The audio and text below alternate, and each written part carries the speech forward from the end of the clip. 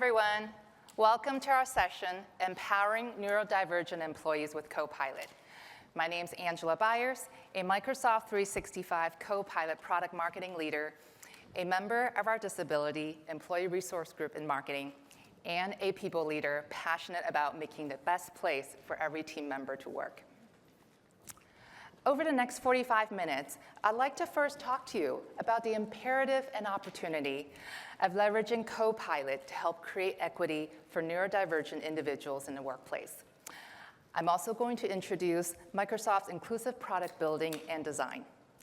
Then 𝗬𝗲𝗂𝗏 Patterson on my team is going to demo a day in her life, show you how Copilot transforms how she manages tasks and her focus to help her thrive. Then I'm honored to host a panel with Jenny Lay-Flurrie, Microsoft Chief Accessibility Officer, and Tara Roth, Corporate Vice President for Microsoft 365 and Copilot Customer Success Engineering on this topic. We hope that whether you are a neurodivergent employee or a manager and advocate or an IT professional and developer creating AI products or even an HR professional, that you will learn something to action on from this session. AI technology has the power to amplify human potential and extend our capabilities so every person can achieve more. More so than any other technology, generative AI levels the playing field. Whether it is for that student in South Africa that now can get a personalized tutor to learn algebra in the form of a generative AI chat interface, or that farmer in India who can use chat interface to access government program despite only speaking a local dialect. We have a similar impactful opportunity here with the neurodivergent population. First, a bit of context setting. Neurodivergence consists of a range of neurologic conditions, top ones being dyslexia, ADHD, and autism. But it also includes many others, even some forms of mental health disorders. It is estimated that 1 in 5 to 1 in 7 populations are neurodivergent. Now, the numbers tend to skew higher in the technology industry, and many individuals don't self-identify. But the chances are you and I are all working with neurodivergent colleagues. Neurodivergence means having a different neurocognitive profile with both strengths and challenges. Our neurodivergent coworkers tend to struggle with executive functions like time management or communications. They may also need some support in empathizing with neurotypical employees. Well, frankly, vice versa, because our lived experiences are just so different. On the other hand, neurodivergent employees tend to be great at accomplishing detailed tasks, executing technical and analytical projects, and having excellent memory. Those with autism not only have exceptional memory, but they tend to be really great at fine detail processing. Those with ADHD bring a huge amount of energy and creativity and hyperfocus. And dyslexia is often linked with high visual abilities and creativity. The bottom line is that because neurodivergent employees are wired differently from neurotypical employees, they bring different perspectives to the table to help us see value in a new way and to even create new value. Nonetheless, it seems that this remains an undertapped talent pool. Amongst population with autism and more severe disorders, it is estimated that up to 80% are unemployed or underemployed. Now, the figure for neurodivergent is probably a lot lower, but the imperative remains. We have to tap into this talent pool more fully, not only because we still have persistent skills gap in the industry, and we know the data have shown us that organizational performance improves with diversity employees. Now, specifically to neurodivergence, studies have shown that in some roles, teams with neurodivergent employees can be 30% more productive than teams without. Inclusion and integration of neurodivergent employees also boosts team morale. and other studies have cited benefits of more innovation, better decision-making, and risk reduction. At Microsoft, we build accessibility into the core of every product, and Microsoft 365 Copilot is no different. We built it with the Microsoft Inclusive Design Practice, a methodology that enables and draws upon the full range of human diversity to create products and services that are beneficial and accessible to everyone. In addition, the Microsoft 365 and Copilot engineering organization has a unique Inclusive Product Accelerator initiative aimed to speed up the delivery of inclusive scenarios and features. Jenny and Tara, executive sponsors of these initiatives, will speak more to them during our panel.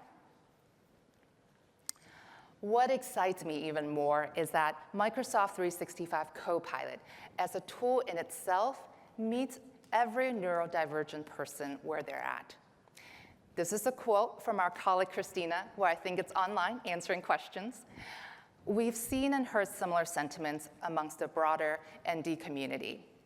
Some of their favorite use cases: using Copilot to break down complex tasks into simpler, manageable steps, or using Copilot to keep up with meetings so they can more fully engage in a conversation, using Copilot to help with social scripts, difficult conversations, and communication coaching.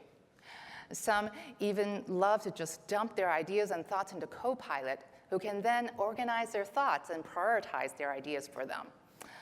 Some employees even use it to write their own performance evaluation. We call it Connect at Microsoft, to help them overcome the imposter syndrome. We recently did a study on how Copilot and Outlook can impact mental health. Now, not specifically to the neurodivergent population, the benefits addressed the areas that neurodivergent employees tend to need support on. After using Copilot for about a month, users reported significant improvement in their mental health with increased confidence and productivity. The most used feature: summarizing long email threads, which help users feel more in control and less stressed. Other popular features: drafting emails with Copilot, that help reduce anxiety and procrastination. And the coaching feature provided valuable feedback, really helping to increase the user's communication effectiveness. Another study we did is Copilot in Word. The study showed that Copilot in Word significantly helped neurodivergent individuals with organizing their thoughts, helping them manage task initiation, and increasing their communication effectiveness. Their top use cases: using Copilot to start drafting and brainstorming, rewording and adjusting tones, making communications more concise.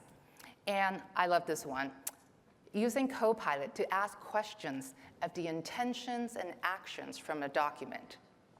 Well, seeing is better than 1,000 words. At this point, I would love to invite my team member, 𝗬𝗲 Patterson, on stage to show you some of the day in her life.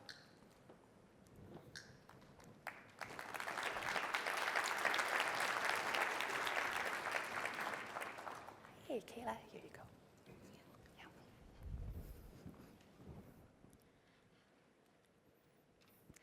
Hey, I'm 𝗬𝗲, and I'm really thrilled to be here today. I am a product marketing manager for Microsoft 365 Copilot and the learning lead for the Disability in Marketing ERG. As a marketing professional with ADHD, I've learned to embrace the creative chaos that comes with my neurotype. But it also brings unique challenges. Before Copilot, managing my tasks and maintaining focus, it felt like an uphill battle. And if I'm being really transparent, it often still does. But now I have a trusty sidekick in Copilot, helping me to stay on top of my work, tell compelling stories, and connect with people in more meaningful ways. Today, I'm excited to show you a few ways in which Copilot transforms my workflow and empowers neurodivergent folks like me to thrive. While this is unique to me, if you've met one neurodivergent person, you've met one neurodivergent person. And far from all inclusive, believe me, I've got neurodivergent friendly prompts for days. I have a feeling some of you might see yourself in some of these scenarios. I'll show how I use Copilot to reflect on and process meeting discussions, prepare for uncomfortable conversations, overcome the debilitating combo that is perfectionism and procrastination that tends to accompany a blank page, and communicate more confidently, especially when anxiety and rejection sensitivity come around.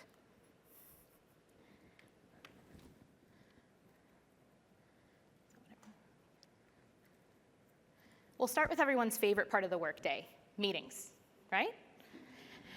In the past, I often found myself having to choose between fully engaging in meeting discussions or being able to take notes and remember details. If you work with me, you've heard me talk about this 1,000 times. Virtual meetings present some interesting opportunities for me to figure out how to modify my environment to work with my brain rather than against it. Like many Copilot users, I've benefited immensely from being able to validate key takeaways, next steps, and important dates using meeting notes and Copilot within the Recap tab for my transcribed meetings. But what I'm about to show you has been truly game-changing for me. Let's say I led a meeting to discuss strategy for an upcoming product launch. This meeting included my manager and 2 of my teammates. After the meeting, I felt a little uncertain about how well my ideas came across, if I rambled too much, and I was especially concerned about what I believe was a well-meaning bit of constructive criticism from my manager. Luckily, I have Copilot as a coach. What I'll do is ask Copilot to provide some coaching on how I conducted this meeting.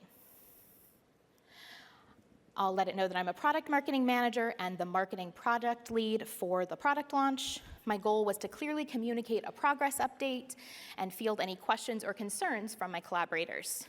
I can reference the meeting right here in my prompt and give Copilot the context of my role and my goals for the meeting discussion.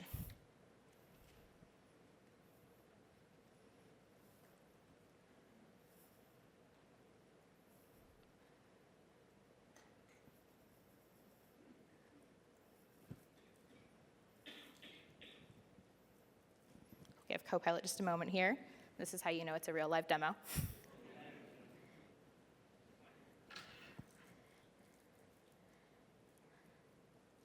I'll try this one more time.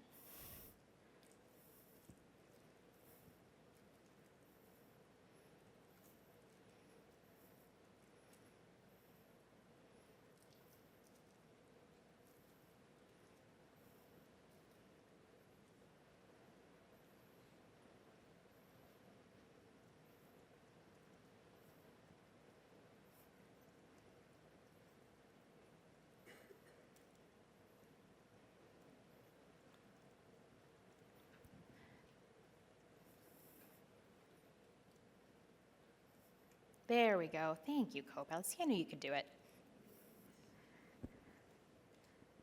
So what Copilot will do here is it provides an overview of how the meeting went, including positive aspects. You'll see that I get some positive reinforcement saying, hey, this is what you did a great job on. There will be notes on areas for improvement and actionable tips. So you can see here, there's the areas for improvement. Here, there's an overview of key contributions to the meeting. What I can do next here is apply this feedback, ask follow-up questions, and even deep dive on areas that I might be concerned about. Remember earlier, I mentioned a well-meaning bit of constructive criticism from my manager? Well, I'll ask Copilot to help me understand and reframe an uncomfortable interaction. I had an emotional reaction to this feedback in the moment, and I wasn't quite sure how to respond to it. I experienced something that a lot of neurodivergent folks experience, called RSD, or rejection-sensitive dysphoria. For me, this looks like extreme discomfort triggered by either perceived or real rejection, doesn't matter, sensitivity to criticism, even when it's well-intentioned and constructive. And when this happens for me, it can really affect my focus and confidence for the rest of the day. Can anyone relate? Anyone experience this? Yeah, so it's awful. So what I like to do is use Copilot to help me reflect, reframe, and come up with solutions. The prompt I use is a brain dump of all the things I'm thinking and feeling. And this is one of the many game changers for me, using Copilot to reflect on my communications, my meetings, my interactions with my coworkers, peers, leaders, et cetera. And I'm guessing maybe it will be for some of you too.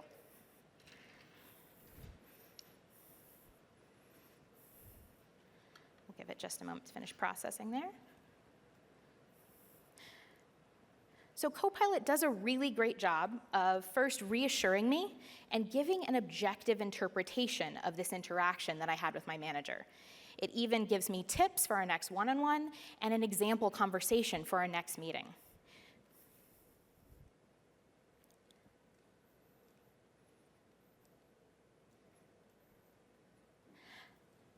Hearing this from Copilot, it hits different than hearing it from another human. I'm not going to feel the same sting of rejection from generative AI as if those same words were coming from an actual person that I work with. Now I can move on to my next task without fixating on that discomfort all day.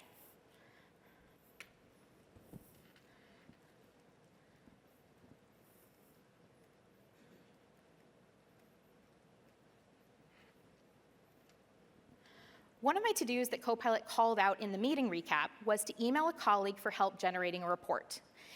I don't know about y'all, but when I have to send an email, whether it's an internal stakeholder on a new project or asking someone I don't know for a favor, I become a perfectionist, chasing the perfect version of the message and obsessing over context setting. What should take me minutes takes me hours. In an environment where productivity and efficiency are paramount to success, as Angela said earlier, Copilot is here to level the playing field. So here's my draft. You can see I have the recipients, the subject line, and nothing else. It's been sitting here all day. This is a colleague that I've engaged with before, and I need her guidance on the product launch. I'll give Copilot the context of my request, the goal I'm trying to accomplish, and any other details that I'd like to include. Watch as Copilot fills this blank canvas with a professional and concise first draft. Let's review the draft. Let's see.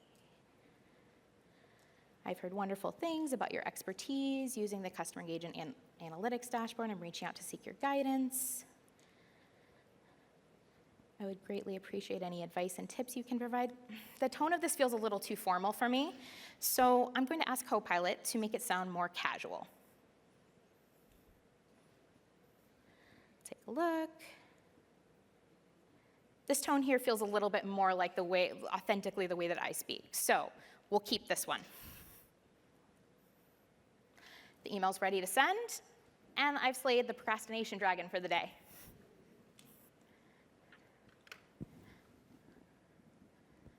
So those are some of the ways that I use Copilot to modify my work experience and environment to work with and embrace my neurotype. I could talk about this topic all day long if you let me. Trust me, all my coworkers will tell you. So feel free to come and find me after the session. I'm always happy to talk about it more with anyone who's interested in how the neurodivergent community in particular can get the most out of Copilot and thrive, making room for your strengths to shine. But first, we have an incredible panel to get to, and with that, I will hand it back over to Angela. Thanks, everyone.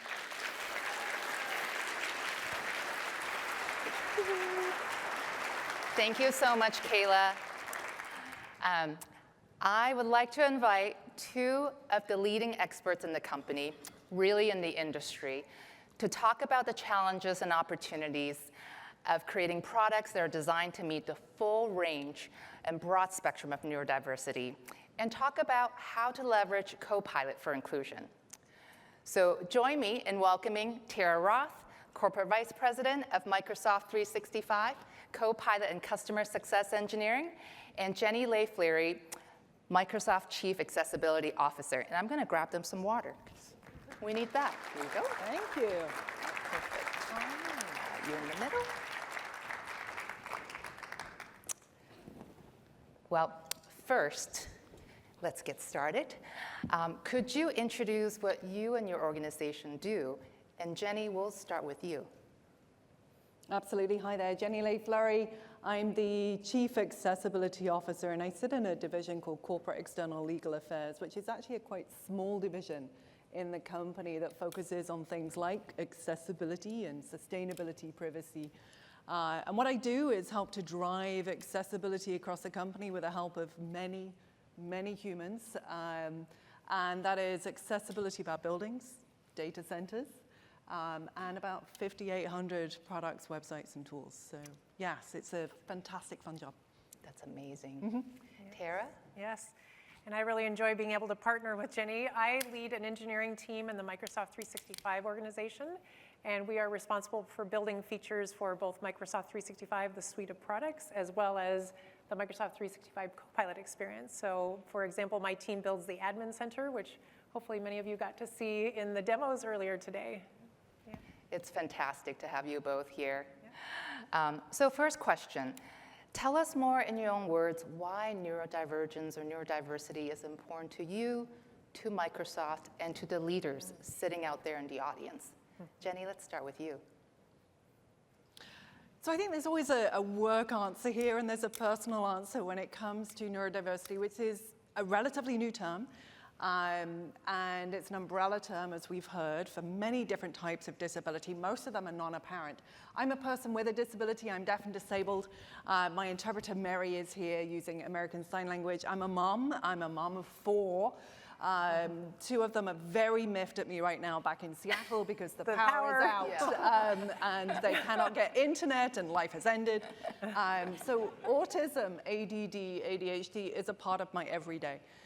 It's what caused us to start the autism hiring program almost 10 years ago at Microsoft. And that really was my convergence back into the workplace, which is realizing that neurodiversity is a significant part of who we are, both our employee base and our customers. And if we're going to build more inclusive, accessible products, we have to have neurodiverse talent. And I use the word talent very purposefully. So it's a part of my everyday, Absolutely. Yes. Tara? Yes, and for me, I think about it in a couple different ways. One, I should have mentioned in my earlier intro, I'm also the executive sponsor for diversity and inclusion in our division at Microsoft. And so one of the things that I'm very passionate about is kind of on 2 fronts. One, building inclusion into the product experience that we are working on, because I know that we are serving a very broad population of users around the world who have very differing needs, and so that is one of the passions that I have for this space. As well, attracting a talented set of folks in our engineering team to be able to serve that, because if you have that perspective on your team, I think you just do a much better job at building a product that's going to serve a very varied audience that we have. So I also just think about, you just shared the stat of 20% of the workforce. I mean, in order to be able to build products that are really going to empower the world and the people around this world, you need to be able to have a very diverse set of perspectives and diverse and inclusive way that you approach the product building. Yeah, absolutely. Prioritizing inclusion makes such a huge impact on employees and as well as the organization. I'd love to double click on the inclusive product building, Terry, you were just talking about. Yeah. Since many in the audience are IT professionals developing AI products or other technology products, could you share some best practices and lessons learned in inclusive product building and maybe some of your favorite examples? Yeah, so let me start just a little bit. You had the slide up earlier that showed the Inclusive Product Accelerator Program. That was something that a couple of years ago when I took on this D&I role, one of the things that I really wanted to focus on in addition to helping our employees was think about how we could bring inclusion into the way that we build our products. So we started this effort because I felt like there was such an amazing amount of energy in the organization when you go and sourced ideas from employees about ways that we could improve the product for people around the world. There were amazing ideas, and we had these Fix, Hack, Learn events where you'd see just these amazing ideas come forth. And so we started this program, and I sponsored it at the executive level to say, we want to build, we started out by saying, over 100 inclusive features that are noteworthy, that we can actually go and announce to the world. And so we started out with a big focus on trying to shine a light on all of those great ideas that were they were there in the organization. How do we bring them forward?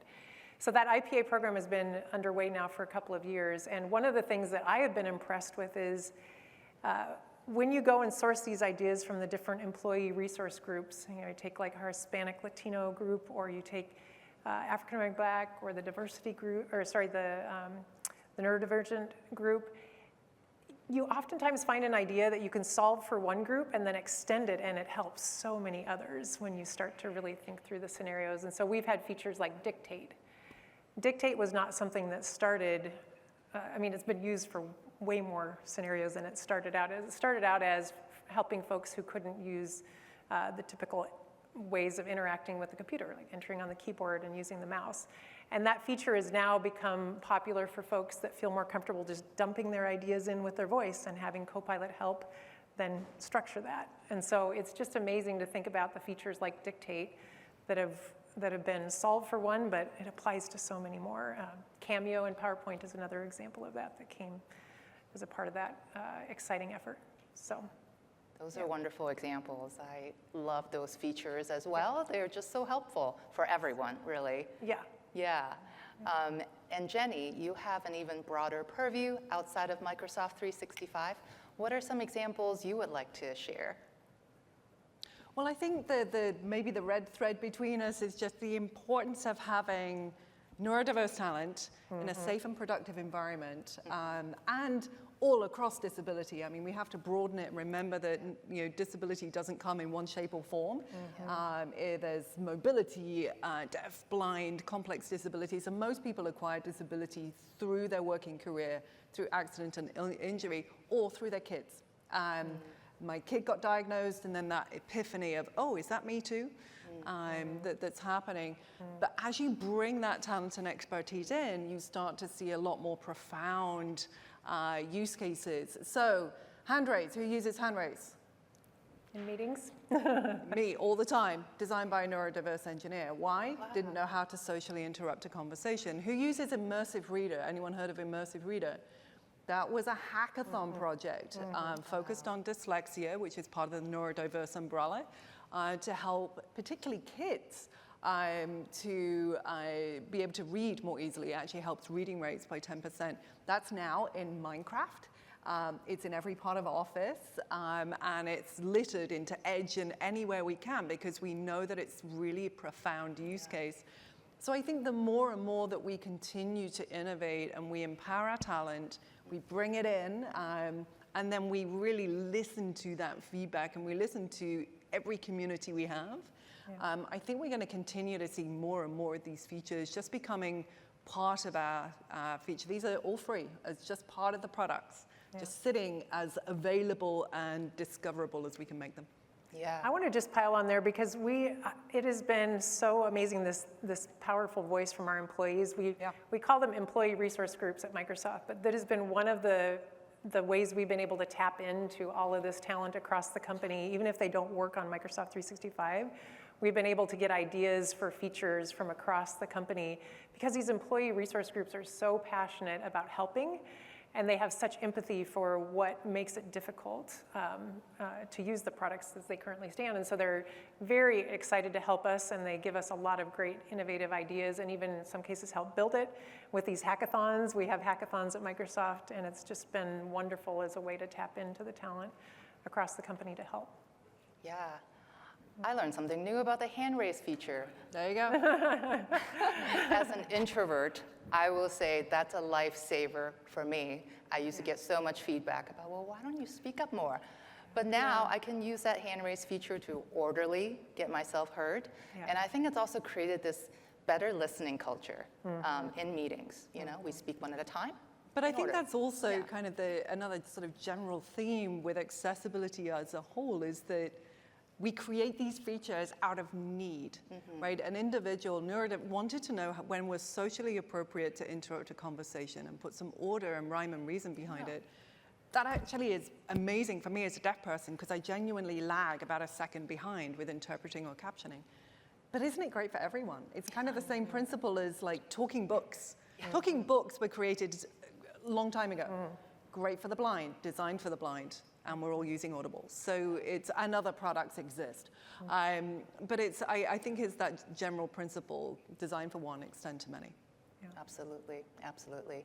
Thank you both for sharing all of those great examples. It is evident that when we create products with inclusivity in mind, it really leads to more effective and innovative solutions for everyone. So now I'd love to double click into the use of AI by neurodivergent individuals from your vantage point. As you both work within Microsoft and with other customers, what are some notable success stories of using Copilot by neurodivergent individuals? And what are some key benefits? Maybe Jenny, let's start with you. Well, can we just give a call out to Kayla for that I know. awesome demo? Yeah, that's true, yes. Give her a big round of applause. I think there's so much that's obvious about Copilot, and what we're learning, accessibility has been around a long time, decades and decades. It became a mandatory compulsory compliance regulation here in the 1990s. Microsoft's been in it a long time. But it's never been something that I've seen drive this level of innovation. We've always known it's there. We've always seen the audiobook kind of examples. But I think AI is profoundly changing things. It's profoundly changing the entirety, I would say, of the accessibility industry, making features mainstream. For neurodiverse, the implications are profound. And we're learning that. We're learning that not just because of our own use. The Disability ERG was actually the first community to get pilot access to Copilot in 𝗦𝗲𝗀𝗀𝗳𝗏, specifically because we believe that there could be this profound implication. But we're also hearing it in feedback from our customers. And it's the obvious in many ways. If you are dyslexic, one of the really challenging parts can be summarizing a document. And the amount of cognitive power it can take, which is additional to non-neurodiverse, non-typical, neurotypical individuals, they're spending additional battery power every day to consume what anyone else would. Well, now Copilot does that for you. And it's also helping with memory, which is the other big one that we're really learning, and anxiety, and making sure that you have focus and that you add chunks of time. And what we are doing is actually putting some research behind this to quantify some of the impact. And we're publishing this in 2 weeks, but I'm allowed to give you a bit of a sneak peek. This is done by EY. I see Hiran in the front here. And they've been chatting with 16 companies to try and understand what is the implication for neurodiverse employees who are beginning to self-identify and say, this is me, in a very big way right now. And I'll just give you a sniff. So 91% of neurodiverse employees see Copilot as an assistive technology. That's very interesting. That doesn't make it an optional, that makes it a need. I can't work in a meeting without captioning. It's an assistive technology. It's a different pitch. It's 75% said Copilot allowed them to thrive at work, and 85% said having access to Copilot enabled them to feel more included in the workplace.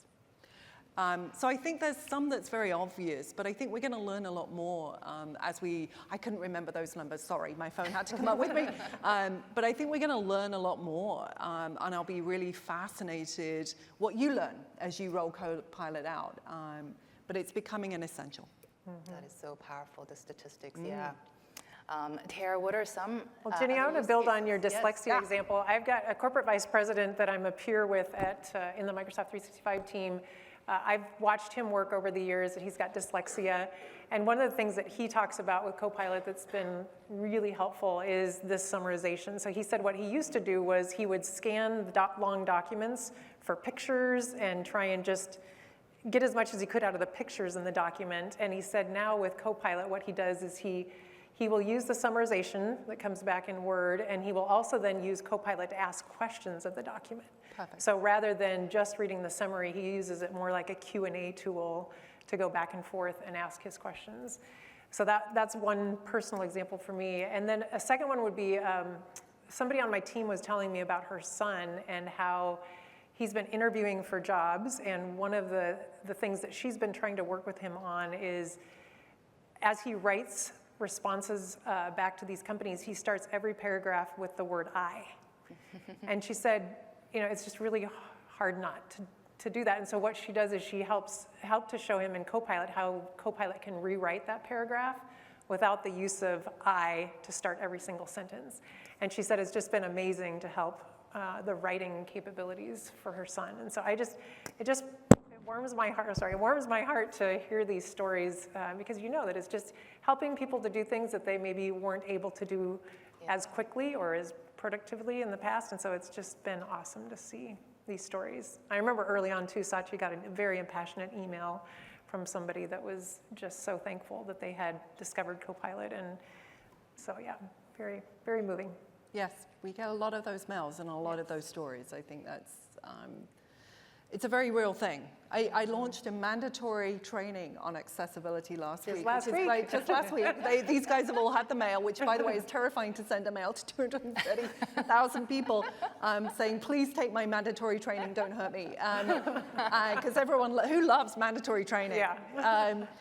But we did it because the Copilot features are so important to know, whether you're a person with a disability yet or not, or you just want to be a better ally. They're important to know as you create better meetings, products, and just being more inclusive as fellow peers. And that training, I cannot even tell you how many email responses with so many stories from neurodiverse employees sharing their use cases. It's truly, I think, going to be fascinating to see where we are a year from now. That is awesome to hear. Right. As the technology advances, I'm sure we're going to see even more interesting use cases. So just at the beginning of the curve. Yes. Yes. One more question for the group. This one is for the allies and advocates and managers. Would love to hear what are some key challenges and opportunities you would highlight as we strive to create a more inclusive environment for neurodiverse individuals and really for all abilities? Jenny, let's start with you. I would actually start with training. I think it's really important, whether you're an employee, you're a manager, to learn about disability, accessibility, in particular neurodiversity, and I would make a special plea to managers. That training actually that I just mentioned that is mandatory for Microsoft employees is available for you. And we put it online, and we put two versions up. One is the 101, this is a 20-minute virtual training, language, etiquette, how to communicate, support, drive an inclusive meeting, and we've also put clearly way more advanced content up there. So I start with training, and I would also add the very non-tech but important thing of making sure that you are thinking about hiring neurodiverse talent and you're opening the door to neurodiverse talent. Our hiring program has run now for almost 10 years. It's a 4.5-day virtual Minecraft academy. That's how we hire neurodiverse talent. Clearly, anyone can apply and just say they're neurodiverse and get the same accommodations. But bring in talent, and then I would say, bring your expertise. Whatever company partner you are sitting in today, we need those ideas to create the next hand raise, to create the next prompt, publish your prompts, share them, and talk about the journey of why they're so important to you. But yeah, some resources and also some maybe pleas for folks to help us on this innovation journey. That's awesome. That's great. Yeah. Well, maybe I'll just add on, since I've been talking to so many customers here at Ignite and other, like the AI tour recently in Europe, and Teams is one of those hero magical experiences for so many folks when they first start using Copilot. So I would just say, maybe to add on to what you said, Teams meetings and helping to really think through how you structure your meetings, and are they inclusive, and are you using features like hand raise and using features like recording, because I hear that from other employees too, like Kayla was mentioning. The ability to just focus on the meeting and not have to worry about taking notes has been a game changer for a lot of folks that I have worked with as well. And so I think that's another thing you can think through is meetings, because it is such a common part of our day. Yeah. So. And I would say the one set of features that I end up recommending, and our accommodations team ends up recommending, knows the shortcut Windows key U? Anyone heard that? Add that. You're on my team. You don't have. I really like you. Just take a note of this one. Windows key U brings up all of the accessibility features on Windows. Nightlight is one of the most important features that neurodiverse turn on. sensitivity of color and brightness. Mine is on by default. Simple color contrast features can really be impactful and helpful, and there's plenty more in there. Yeah. So spend some time. You may not think it's for you, but trust me, it's really, really helpful. That's awesome. That's awesome. Yeah. I want to make just one where you'd mentioned prompts earlier. So my team, I see Gino sitting here in the audience. When Kayla was demoing the view prompts experience and she had that prompt nicely saved in her list of saved prompts, my goodness. that's a feature that we build. Nice. So please share and save your prompts, because I'm sure you're going to find coworkers around you that would love to see how you're using the product. And save and share, that's one of the features we're working on. So. Love that feature. That's awesome. Yeah, we should all start sharing our prompts, and I'm sure your training videos is going to start getting a lot more views. I hope. Bring it on. Well, on that note, I want to thank you both for being here and sharing your insights. This session really focused on the intersection between Copilot and neurodivergence, but certainly there are many more AI-powered accessibility scenarios. Check out this video. AI has a massive opportunity to help people with disabilities like me. I'm going to show you some of my favorite features that help improve my productivity on the daily basis.